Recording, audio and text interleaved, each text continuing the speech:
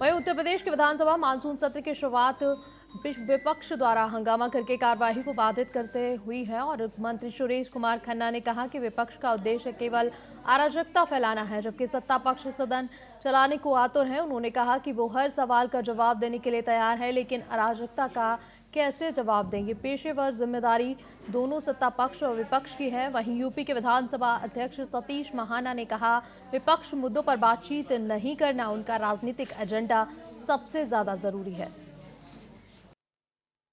इनका काम ही यही है, इनका काम अराजकता फैलाना है। वो अराजकता फैलाना कह रहे हैं कि कम दिन का सत्र है और फिर कार्रवाई भी नहीं हो रही। सवाल ये है कि ये उनकी वजह से नहीं हुआ ना।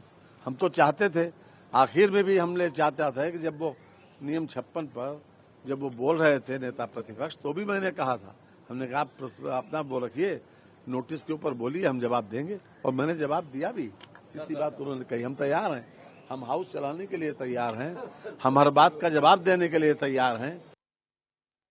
चलाने की जिम्मेवारी सभी की है। बहुत महत्वपूर्ण विषय थे जिसके ऊपर चर्चा हो सकती थी।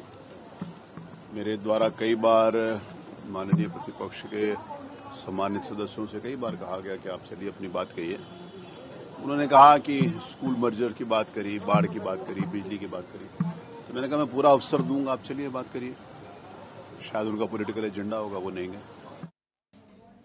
मुख्यमंत्री योगी आदित्यनाथ के नेतृत्व में उत्तर प्रदेश 15 अगस्त को प्रारंभिक शिक्षा के क्षेत्र में एक ऐतिहासिक उपलब्धि दर्ज करने जा रहा है। इस दिन प्रदेश के 3000 से अधिक नवसंचालित बाल वाटिकाएं एक साथ पूरी तरह क्रियाशील हो जाएंगे। स्वतंत्रता दिवस के अवसर पर इन नव संचालित बाल वाटिकाओं में स्थानीय जनप्रतिनिधि, अधिकारी और अभिभावक शामिल होकर बच्चों का उत्साहवर्धन करेंगे। कार्यक्रमों में बाल वाटिका के महत्व, प्रारंभिक शिक्षा के लाभ और सरकार की योजनाओं पर भी प्रकाश डाला जाएगा। योगी सरकार का यह कदम शिक्षा की मजबूत नींव रखेगा ही, आने वाली पीढ़ी को रचनात्मक, आत्मविश्वासी और जिम्मेदार नागरिक बनाने में भी मील का पत्थर साबित होगा।